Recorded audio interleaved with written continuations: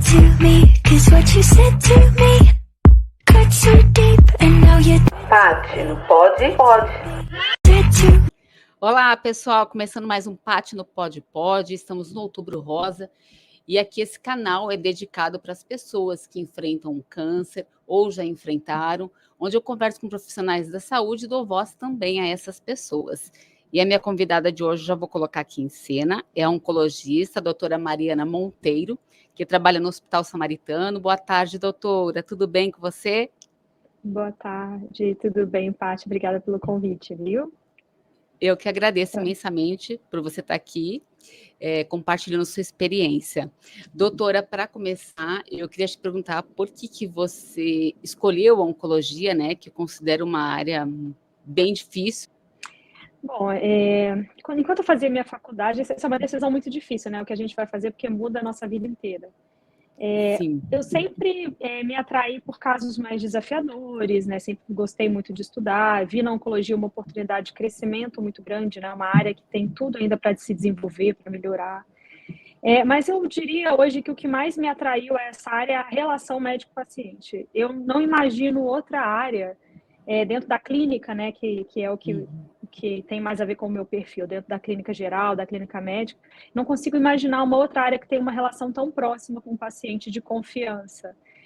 Acho que isso é enriquecedor para nós, né, como médicos, e é importante também o nosso papel na sociedade, na profissão. Eu acho isso muito mais gratificante hoje. Então, foi uma escolha pessoal, baseada nesse sentimento, né, nessa necessidade de envolver mais com o paciente, com a família, e também de estudos, né? Eu acho que é uma área de estudo que está crescendo muito, que tem muita relação com genética, com terapia celular, com desenvolvimento de novas drogas, com pesquisas. Sempre foram coisas que eu gostei muito. Então, eu acabei escolhendo a oncologia por causa disso.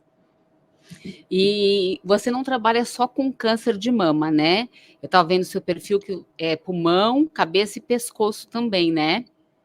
Isso. São as duas áreas que, inicialmente, quando eu me formei em oncologia, eu acabei focando. Hoje, acaba que pela prevalência, né? O câncer de mama é um pouco mais comum. Então, eu acabo tendo muito mais pacientes com câncer de mama do que das outras áreas. Mas, sim, hoje eu também faço oncologia torácica, que são incluindo câncer de pulmão e câncer de cabeça e pescoço, que inclui, inclusive, câncer de tireoide também, que é até um pouquinho, que são desde nódulos simples, né, até doenças mais avançadas. E o de cabeça seria no cérebro?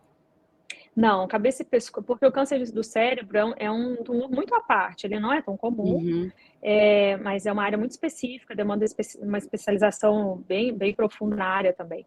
Mas os tumores de cabeça e pescoço, eles podem ser desde tumores que não são tão agressivos, como é o caso do câncer de tireoide, que é da região do pescoço mesmo, como os tumores da cavidade oral, da própria região do pescoço, das glândulas salivares, que são tumores também não tão frequentes, muitas vezes ou relacionados ao HPV ou então relacionados a cigarro e bebida alcoólica, mas também não são tão comuns quanto o câncer de mama. Certo. Nós estamos agora no Outubro Rosa, que é o mês de conscientização sobre o câncer de mama, e eu queria saber a sua opinião sobre esse movimento. Eu acho um movimento essencial, né? Durante muitos anos, a gente focou muito no rastreio precoce com mamografia, na prevenção do câncer de mama, e o Outubro Rosa, essa campanha continua focando nisso, mas eu tenho visto que a campanha tem se ampliado cada vez mais para levar um conhecimento da população geral sobre o tratamento do câncer. Desde aquelas pacientes que estão fazendo um tratamento curativo até aquelas que estão fazendo um tratamento também da doença incurável, que eu acho isso extremamente importante. Então, é um mês inteiro dedicado para a saúde da mulher, de uma forma geral, que faz com que as mulheres notem e se conscientizem da necessidade de ter um estilo de vida mais saudável para prevenir. As mulheres lembram de procurar o seu médico, o seu ginecologista, mastologista, para poder fazer os exames necessários de check-up. E isso inclui a mamografia, que é um exame essencial para diagnóstico precoce e cura do câncer de mama, assim como outros tumores também ginecológicos que às vezes afetam as mulheres. E a gente dá a oportunidade das mulheres que estão em tratamento de câncer de terem voz na sociedade e mostrarem como é esse tratamento, diminuindo o tabu que a gente tem hoje em cima do tratamento do câncer. Então, cada vez mais, a cada ano a gente vê essa campanha se ampliando e eu acho ela essencial na conscientização de todas nós. E, doutora, a gente sabe que esse diagnóstico é um diagnóstico muito difícil, né? E para você, qual a importância de um trabalho humanizado para uma paciente que recebe um diagnóstico como esse? Olha, a mulher com câncer de mama, ela sofre uma série de impactos na vida dela. Porque independente do tipo de doença, do câncer que ela tem, a gente sabe que o câncer de mama tem vários tipos e os tratamentos podem ser completamente diferentes, mas cada um deles vai gerar um impacto amplo, que envolve desde sentimento, sexualidade, envolve imagem corporal e envolve o bem-estar físico, né? Porque alguns tratamentos podem debilitar, podem gerar certos sintomas e que, consequentemente, vão afetar a vida pessoal, a vida com os filhos, a vida com o casamento, a vida no trabalho, o retorno ao trabalho, a dificuldade que muitas delas têm nesse retorno, a depender da relação que elas têm no trabalho. Então, se a gente não tiver uma assistência multiprofissional, né, vários profissionais para atuar nisso, desde psicologia, nutrição, lá no Samaritano a gente tem coaching, a gente tem a equipe de enfermagem, navegadora que abriga esses pacientes todos, e também a equipe médica de ter um mínimo, né, no mínimo de assistência que essa paciente precisa durante o tratamento. Se a gente não conseguir fornecer essa assistência completa, a gente vai prejudicar, no fim, a saúde dessa paciente. Porque a saúde não é só o bem-estar físico. Ela depende de um bem-estar emocional, afetivo, até da vida sexual, de todos os âmbitos, todos os momentos, né, as necessidades aí do ser humano que podem impactar durante o tratamento oncológico.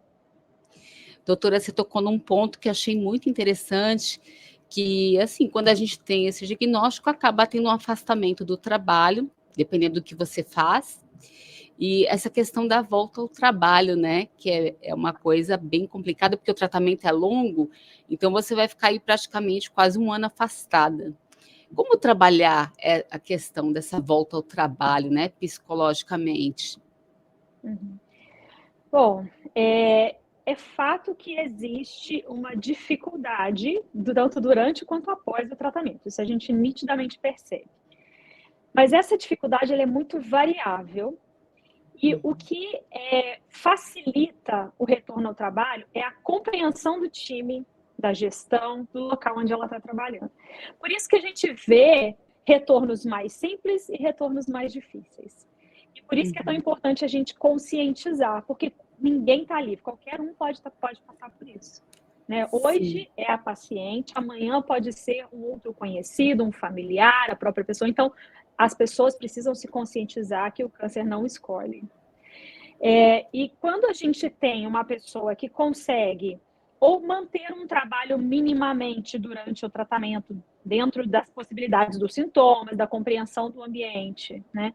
Ou quando a gente tem uma gestão que compreende que essa paciente vai precisar de um afastamento, ou pelo menos amenizar o ambiente no trabalho para retornar depois, isso fica muito fácil. Mas o que a gente percebe muito, em muitos casos, quando a pessoa retorna, fica muito tempo afastada, quando retorna, em pouco tempo, a gente acaba tendo demissões e isso é triste. O que a gente pode fazer? Muito pouco em relação a isso. O máximo que a gente pode fazer é orientar, nós como médicos, né? Orientar.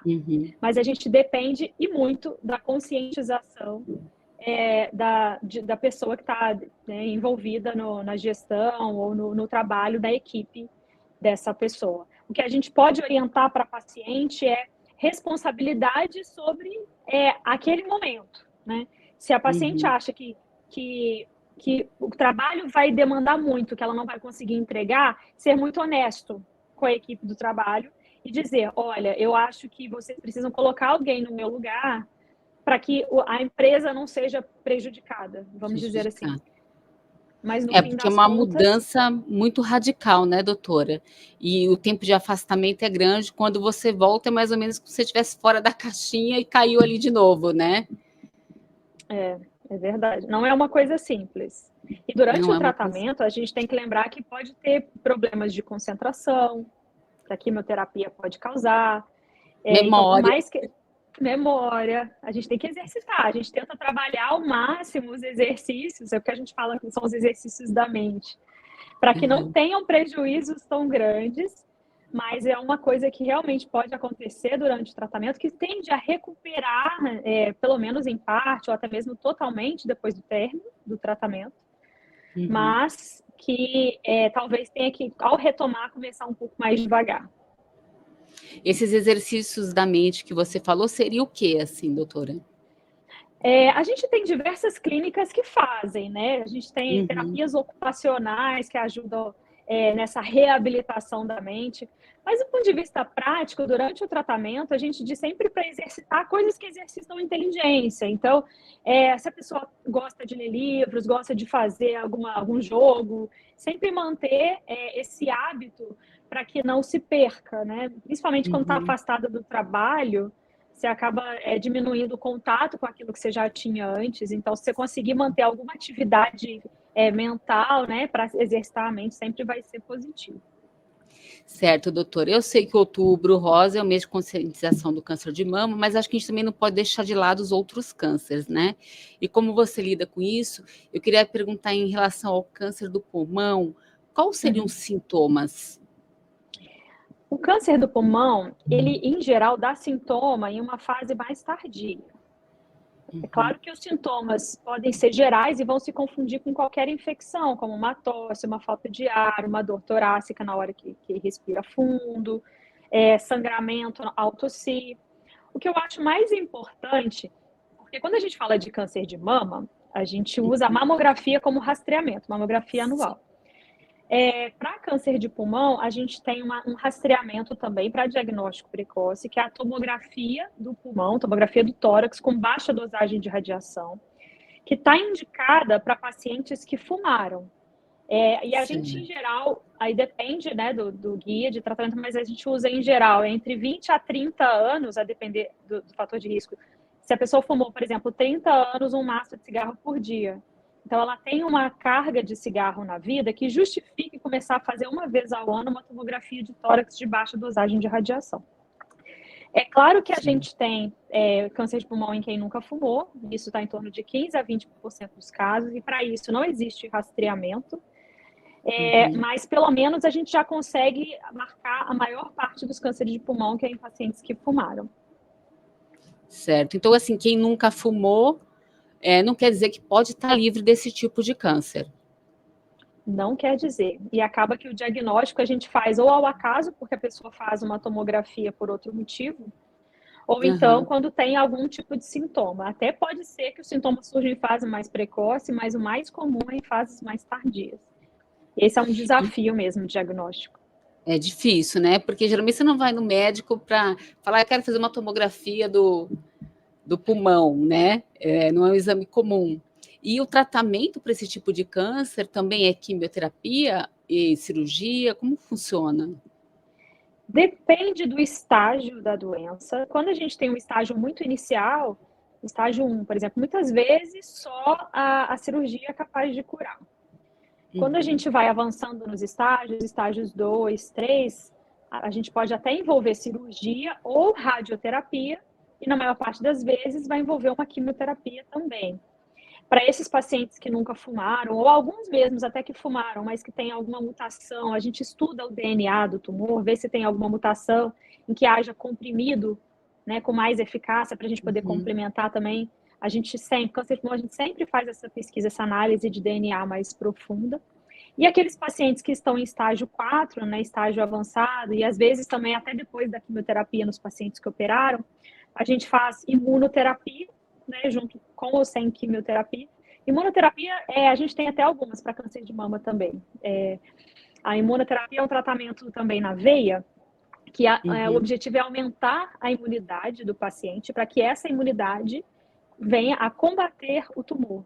E em muitos cânceres hoje em dia, ou só a imunoterapia sozinha, ou junto com a quimioterapia, a gente consegue tratar em vários campos, né? Tanto a quimioterapia destruindo as células cancerígenas, quanto a imunoterapia fortalecendo a imunidade para poder auxiliar nesse combate, nessa destruição das células do tumor. Então, a gente tem, hoje, eu diria que a oncologia está crescendo bastante, a gente cada dia mais tem novos tipos de tratamento, novos tipos de químio, existem vacinas que estão em desenvolvimento e existe hoje também a imunoterapia que está indicada para vários tumores. E o paciente fazendo todo esse tratamento, ele corre risco de recidiva ainda? Ele corre, assim, experimentando câncer de pulmão, né? O câncer de pulmão, ele corre risco também de recidiva. A depender do estágio, não é um risco baixo, mas quando ele complementa com esses tratamentos, o risco vai diminuindo progressivamente, cada vez mais com novos tratamentos que a gente vai colocando, seja depois da cirurgia ou depois de uma radioterapia, por exemplo. Esse tipo de câncer deixa alguma sequela na pessoa? Todo tratamento de câncer pode deixar alguma sequela.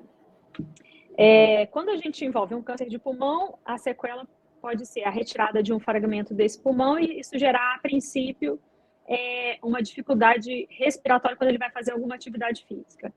Mas isso a gente consegue contornar com medicações ou com reabilitação cardiopulmonar, que é um programa também que a gente tem dentro do hospital, uma assistência com pneumologistas, cardiologistas e fisioterapeutas, tá? Para ajudar na reabilitação. Todo tratamento com quimioterapia pode gerar sequelas em longo prazo, seja no sistema nervoso, né, como a gente estava conversando, na concentração, os formigamentos nos dedos das mãos, dos pés que persistem por mais tempo, pacientes que fazem imunoterapia, que fazem que é muito raro, mas podem fazer alguma complicação de inflamação no corpo muito grave, que pode também demorar um pouco para poder retomar ou até mesmo persistir. Então, todo o tratamento oncológico tem o seu risco de sequelas. Por mais que a gente tente minimizar, né, e esse risco é baixo hoje em dia, mas ele existe, ele persiste. E eu acho bacana a gente falar um pouquinho também do câncer da tireoide. Eu gostaria de saber quais são os sintomas, né, e o tratamento para esse tipo de câncer. Tá. Uma coisa importante é a gente lembrar que 80% da população saudável tem nódulos de tireoide. Então, eu tenho, inclusive.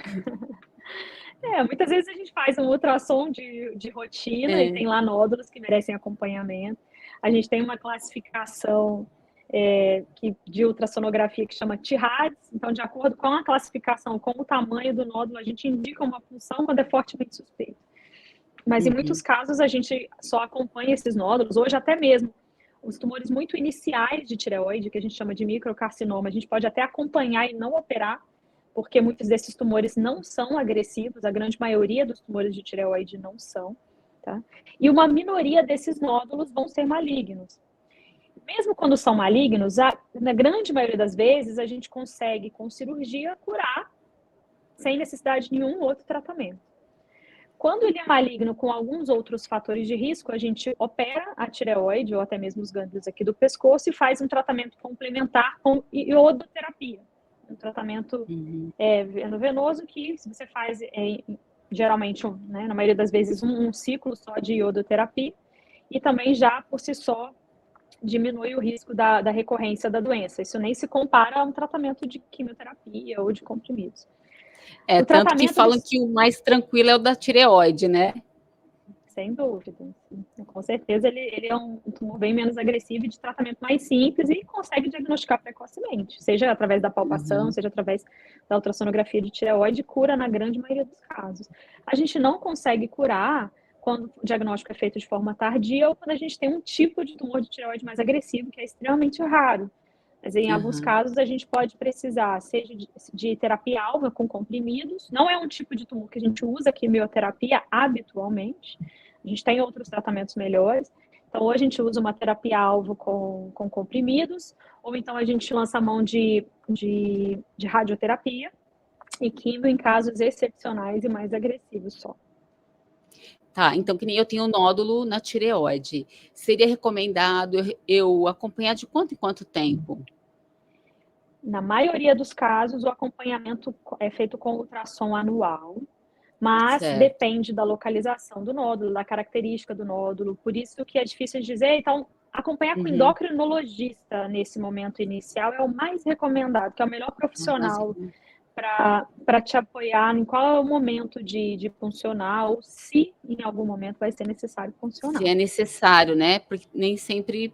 E quais são os sintomas do câncer da tireoide?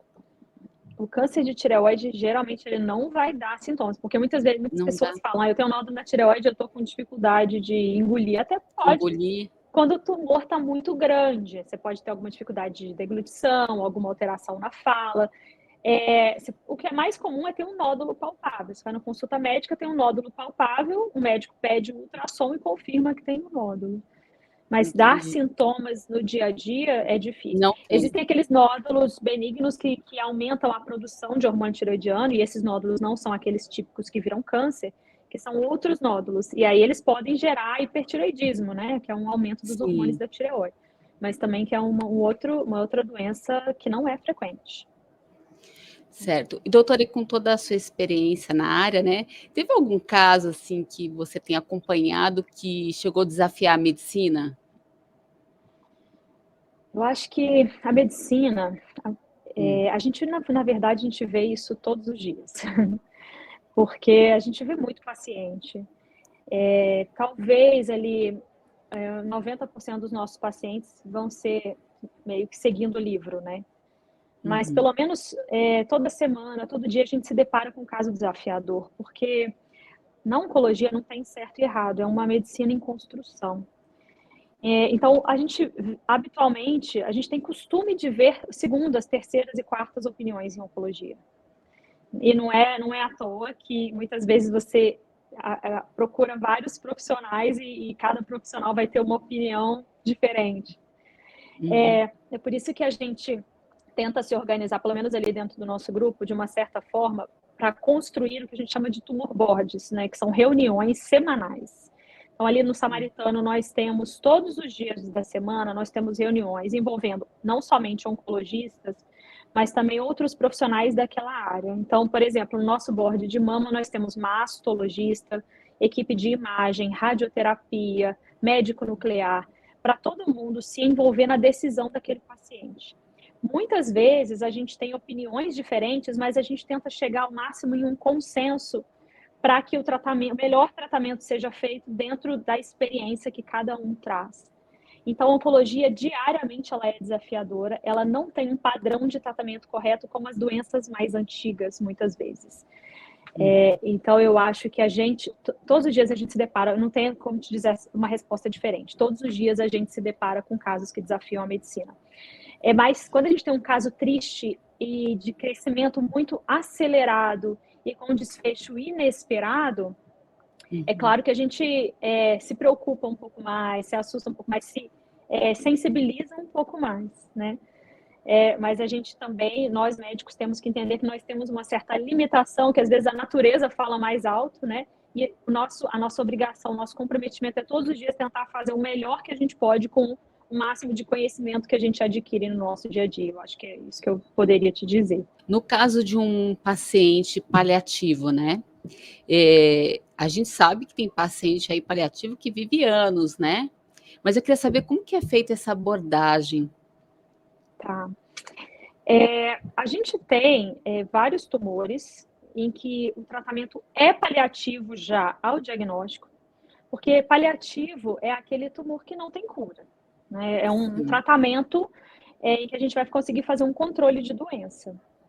A Em pessoa vai alguns permanecer com a casos, doença, né? ela vai permanecer com a doença, com ou sem tratamento contínuo. Em algumas doenças eu Certo. preciso tratar para sempre, sem pausas. Em outras doenças eu consigo fazer ciclos de tratamentos com pausas depois. Mas quando a gente sabe que é um tratamento de controle de doença e paliativo, o ideal é que ao surgimento do primeiro sintoma, ou até antes, qualquer que seja ele o sintoma da doença, a gente tivesse um acompanhamento conjunto já com uma equipe de cuidados paliativos e controle de sintomas. A gente tem vários estudos, vários trabalhos internacionais, nada brasileiro, mas internacionais, mostrando que quanto mais precoce a gente tem uma equipe multidisciplinar acompanhando no controle dos sintomas do paciente, mais esse paciente tende a viver também, independente do tratamento que a gente escolhe. Porque às vezes nós temos tratamentos paliativos em que a pessoa vai ficar durante anos e anos fazendo aquele tratamento, e a gente tem aquelas doenças que a gente sabe que vão durar pouco. Então, como a gente aborda? Sendo honesto, na medida em que o paciente se abrir aos questionamentos. A gente não tem costume de jogar notícias que o paciente não está apto a receber. A gente tem que ter uma sensibilidade de entender qual o momento e como a gente passa aquela notícia ruim. Mas aquele paciente que tem ciência, que questiona, que saiba, que tem entendimento e conversa, a gente tenta ser o mais claro possível em relação ao que vai ser daqui para frente. Uhum. E um paciente paliativo, ele consegue ter uma vida normal, assim, tranquila? A gente tem vários tratamentos oncológicos paliativos que melhoram e muito a qualidade de vida do paciente. E às vezes, ao diagnóstico, ele não tem aquela qualidade, durante o tratamento ele começa a ter uma vida normal. Então, tudo é possível. Aí depende de cada doença, de cada fase do tratamento, mas sim, com certeza tem. E, doutora, para a gente finalizar aí, ainda no esquema do Outubro Rosa, eu queria que você deixasse um recado para as mulheres que estão vivenciando essa doença ou já vivenciaram o câncer de mama. Eu acho que o principal recado seria, primeiro, sejam fortes, né, sejam firmes no propósito. E antes de mais nada, não deixe que a sua doença se transforme na sua vida, né? Lembre-se que a doença está ali dentro, mas quem manda no seu corpo é você, é quem você é a sua história, a sua personalidade. Porque a partir do momento que o foco da sua vida vira apenas a doença, a tendência, o risco de você se entregar a ela é maior. E o risco de se frustrar, de ter chateações, né, na sua própria vida, ela é maior. Então, não se esqueça que você tem uma história, que você tem uma rede familiar, uma rede de apoio, pessoas que estão ali, já estiveram, né, antes do diagnóstico da doença. E o nosso objetivo no Outubro Rosa é exatamente esse, olhar para a mulher e não para o câncer em si, né, dar atenção para a mulher ou para o homem, enfim, quem estiver passando por essa fase, para que passe por ela da melhor forma. Eu queria que você desse uma dica para a gente não tornar a vida assim, achando que tudo é câncer, sabe? Assim, depois que você teve uma vez uma dorzinha no dedo, você, ai meu Deus, acho que é câncer, né? Como trabalhar essa questão? Talvez a melhor forma seja ter a consciência de que tudo que está ao seu alcance foi feito. E que, com certeza, a partir do momento que se completou o tratamento, o risco de qualquer recorrência é muito menor do que já foi no passado. Então, esse medo da recorrência não deveria, eu sei que é difícil para quem já passou por tudo isso, mas não deveria ser um fantasma diário na sua vida. E o primeiro passo é retomar suas atividades o quanto antes e fazer disso uma transformação para uma vida mais saudável daqui para frente. Porque o que eu sempre digo é que dieta e atividade física, por exemplo, que são coisas que a gente bate na tecla desde a adolescência, elas ajudam na redução de recorrência tanto quanto uma própria quimioterapia que a paciente teve que passar. Então, começar uma vida mais saudável do que antes e retomar suas atividades, né, os gostos pela vida, acho que são o primeiro passo, né, nesse recomeço. Tá certo, doutora, agradeço demais a sua participação, tenho certeza que vai esclarecer a dúvida aí de muitas mulheres. Muito obrigada, doutora. Imagina, eu que agradeço o convite, um prazer estar aqui, Paty. Boa sorte aí nesse final de tratamento, estamos aqui se precisar de alguma coisa. Obrigada, doutora, beijo grande. Beijo, tchau, tchau. Tchau, tchau. You are dead to me, 'cause what you said to me cut so deep, and now you're Paty, no Pode? Pode. dead to me.